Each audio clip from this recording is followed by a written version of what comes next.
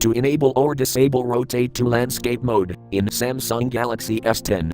Open Settings.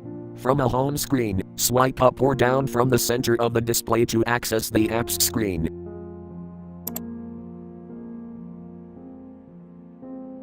Tap Settings.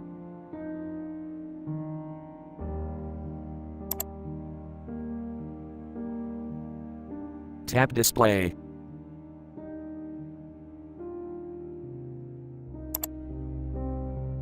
Scroll down.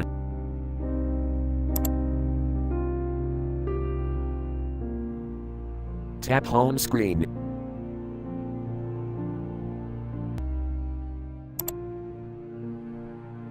Scroll down.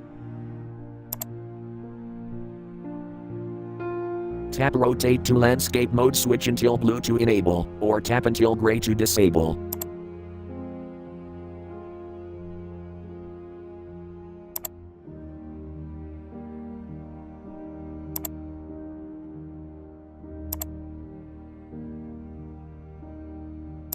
Thank you for watching. Have a nice day.